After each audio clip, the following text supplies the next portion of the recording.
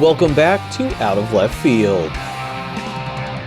They did it. It's a three-peat for the Penn State Hazleton golf team, winning 3 straight Penn State University Athletic Conference titles. They also finished the highest ever for the program, second in the United States Collegiate Athletic Association. I am joined by 2 fifth-year seniors right now. So with Jeremy Harper, Colin Hoy, and also head coach Ryan Ayton in his second year here at Penn State Hazleton. This depth, Ryan, I mean, anybody who could answer this. I mean, compared to the PSU AC field, is there really anybody that was kind of close to having what you guys had?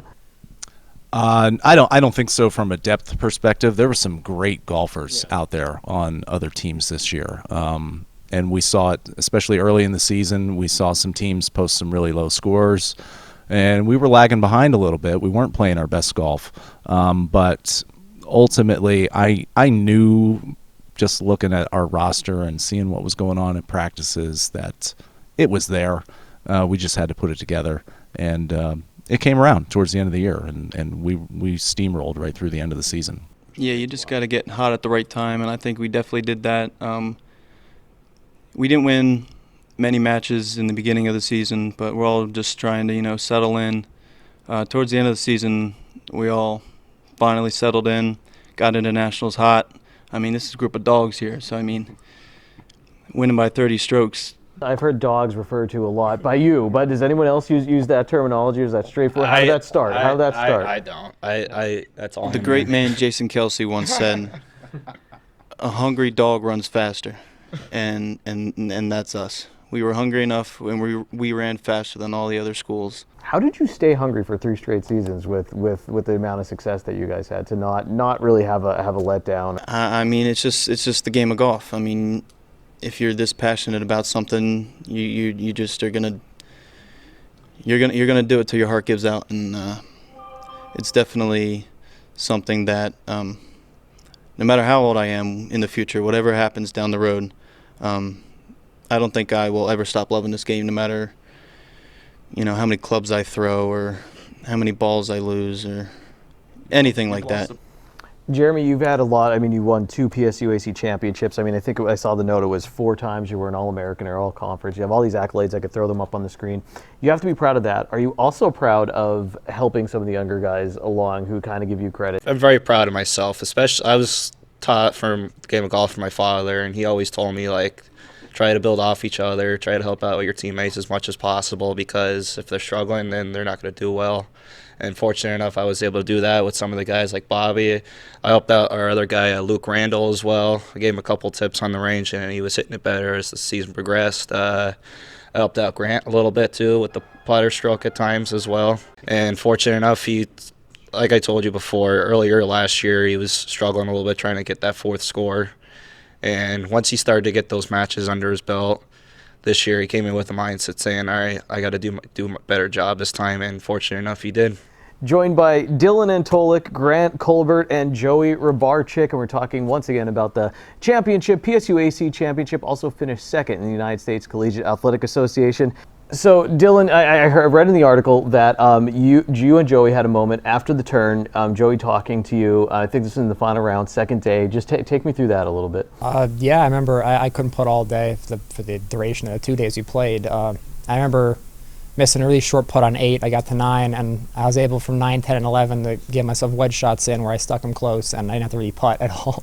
I just kind of tapped in 3 birdies. And then I got to 12 tee box, and Colin was there in the group in front of Dylan. Dylan was there, and it felt good. I hit a shot close, and they were watching on that one, and I felt like I had momentum going behind me. So I had 3 under through 3, through these past 3.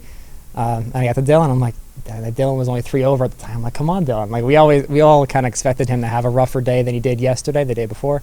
And it was just great. It was great to see him. He's still playing well. So just trying to give him a little bit of encouragement there. You said you were joking before, saying, I didn't do much last year, win the national title this year. How has your game progressed? When did you start playing, and how has your game really progressed? Well, I've played golf with my dad, here and there for pretty much my whole life. But, very little, maybe 1 round a year, if that. Okay. And then as of 2 years ago, senior year in high school, I started, actually practicing and taking the game a little more seriously. Then I joined the team here, freshman year in college. Played terrible all last year, averaging 100 per round. And then I grinded over the winter and came out and did this. When you say grind, what did you do over the winter? Range, it didn't Okay, matter so how, it's sitting on, yeah.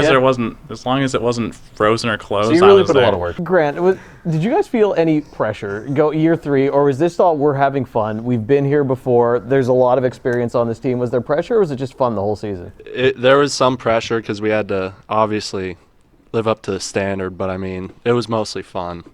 Going from the van rides and after the matches, it was fun. And Dylan, I'll finish with you too. One thing about this team, like you want people to really think about that they can take away from this story. Yeah, if we all play bad, we like even earlier in the season we weren't playing our best golf and we were losing. But I guarantee you there was no team having as good a time as we were.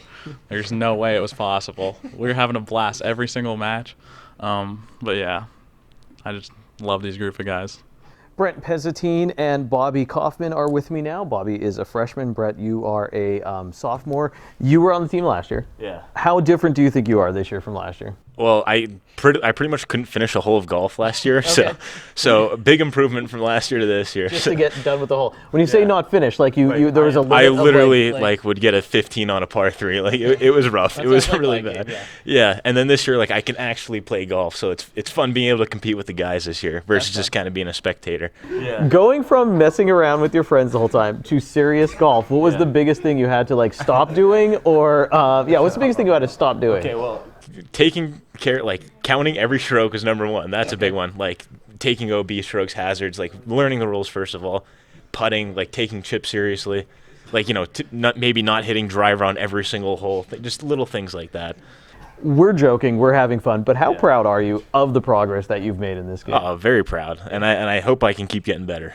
So you had a background in golf and everything. How different of the atmosphere? You said that this was the best team, but you come here, was it like, what is this? What did I walk into? Was it? The first round I played with Ryan and Joey, I topped 5 balls in a row just because being nervous, it was terrible. But then I played with Jeremy and I topped 5 or 6 balls in a row again, and then he taught me just how to calm down and just play golf. He actually, the day I shot in the 70s, I chipped in on the last hole. And he came running down the fairway, screaming. He was screaming his head off. It was the funniest thing. I heard that whole thing from across the course. Basically, it was great.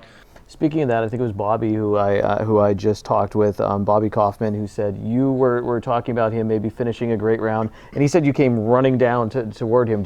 I can't see you doing that every time I interview you, but was that an accurate description? I didn't do that. I didn't do that. I didn't do that exactly, but I saw him coming up the 9th green there, the par 3, and he was just on the front there, and I saw him hit a chip shot there. When I saw that ball go in the hole, and I was like, oh yeah, it was like, yeah, let's go, because that was big. It was more of a gallop down the hill, across the green, over. Is Jeremy a little bit looser than he portrays in interviews when we talk? Yes. Yeah. Gentlemen, thank you again. This was a long time, but it's hard letting it go. It's been so much fun. I'm sure, obviously I've only got to come to these post games, but yeah, I've had so much fun interacting. Thank you for your time tonight. Head coach Jason Martonic led the local Lions to the first title in that three-peat in 2021. Martonic passed away just before the 2022 season began. Those who were coached by him give Martonic a ton of credit for the program's recent run of success. Thanks for watching this edition of Out of Left Field. Until next time, take it easy, everyone.